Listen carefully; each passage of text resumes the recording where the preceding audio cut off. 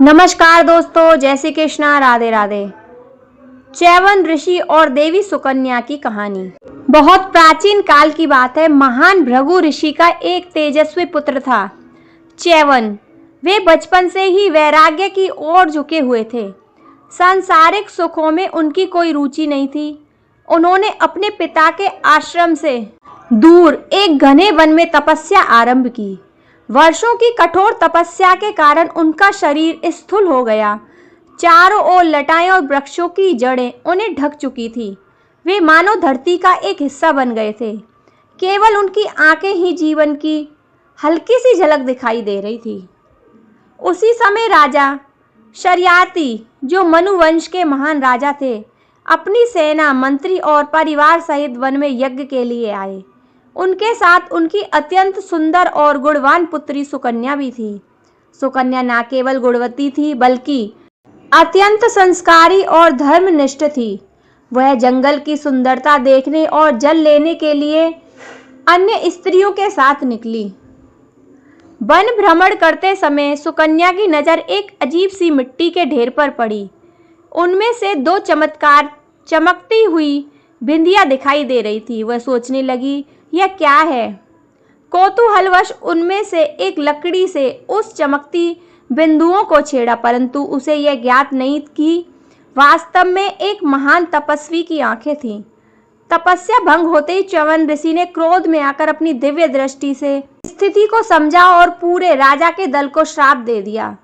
सभी सैनिकों को यह सुनकर बहुत आश्चर्य हुआ। शरीर में पीड़ा होने लगी और वे पीड़ित होकर तड़पने लगे। राजा शर्याती स्तंभ रह गए। उन्होंने वन के मुनियों से इसका कारण पूछा। मुनियों ने बताया कि किसी तपस्वी की तपस्या भंग हो गई है। सुकन्या ने जब वह स्वीकार किया कि उसने अज्ञानवश यह कार्य किया है, तब राजा स्वयं च्यवन ऋषि के पास पहुंचे, क्षमा मांगी और प्रायश्चित का उपाय पूछा। च्यवन ऋषि ने कहा, यदि आपकी पुत्री सुकन्या मेरी अर्धांगिनी बनने को राजी हो तो मैं अपने श्राप को वापस ले सकता हूँ। राजा पहले तो असमंजस में पड़ गए, क्योंकि ऋषि वृद्ध थे, जर्जर शरीर था और जीवन तप में बीत गया था। लेकिन जब उन्होंने सुकन्या से बात की तो उसने कहा, यदि मेरे कर्मों का फल है तो मैं इसे स्वीकार करती हूँ। मैं ऋषिवर की पत्नी बनकर उन्हें सेवा दूंगी। राजा ने सहर्ष अपनी पुत्री का विवाह च्यवन ऋषि से कर दिया। सुकन्या ने ऋषि के साथ एक कुटिया में निवास करना प्रारंभ कर दिया। वह दिन रात उसकी सेवा करती, भोजन बनाती, उन्हें स्नान कराती और उनकी पूजा करती।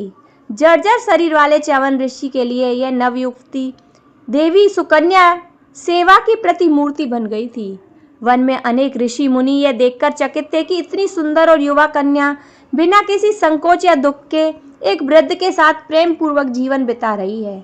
कुछ समय पश्चात देवताओं के वेद अश्विनी कुमार, जो अत्यंत सुंदर और युवा थे, वे वन में आए। उन्होंने जब सुकन्या को देखा तो वे भी उसकी सुंदरता और तपस्या से चकित हुए। उन्होंने सुकन्या से कहा, हे देवी, तुम एक वृद्ध पुरुष की सेवा कर रही हो, हम तुम्हें अपना जीवन साथी बना सकते हैं, तुम किसी भी एक को चुन सकती हो। तब सुकन्या मुस्कुराई और दृढ़ स्वर में बोली, मैं च्यवन ऋषि की पत्नी हूँ, मेरे लिए वे ही भगवान हैं, मैं किसी और की ओर देख भी नहीं सकती।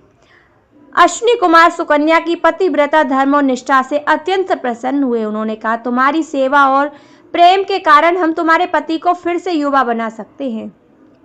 अश्विनी कुमार ने च्यवन ऋषि को एक विशेष औषधि सरोवर में स्नान कराया। ऋषि उसमें डूबे और जब बाहर निकले तो वे तीनों एक जैसे सुंदर, तेजस्वी और युवा हो गए। जब सुकन्या के सामने प्रश्न था, इनमें से च्यवन ऋषि कौन है, लेकिन सुकन्या ने तुरंत पहचान लिया। उसकी आंखों में जो करुणा, प्रेम और संयम था, वही उसका असली रूप था। उसने अपने पति को पहचान लिया और उसे वरमाला पहनाई। च्यवन ऋषि अब युवा और बलशाली हो चुके थे।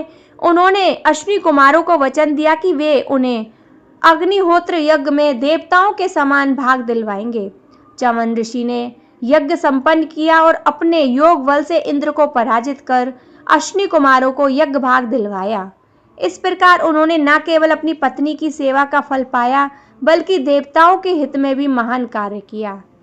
तो दोस्तों, नारी शक्ति सुकन्या एक प्रतीक है उस शक्ति की जो प्रेम, त्याग और निष्ठा से किसी भी असंभव को संभव बना सकती है। तप और संयम की महिमा। च्यवन ऋषि का तप उन्हें अमरता जैसा प्रभाव देता है। भक्ति और श्रद्धा का बल। सच्चा प्रेम रूप या आयु नहीं देखता, वह आत्मा से जुड़ता है। जो पुरुष स्त्री धर्म, प्रेम और सेवा को जीवन का उद्देश्य बनाते हैं, वे ईश्वर के लिए प्रेम बनते हैं। तो दोस्तों, आपको हमारी ये कहानी कैसी लगी? जय श्री कृष्णा, राधे राधे।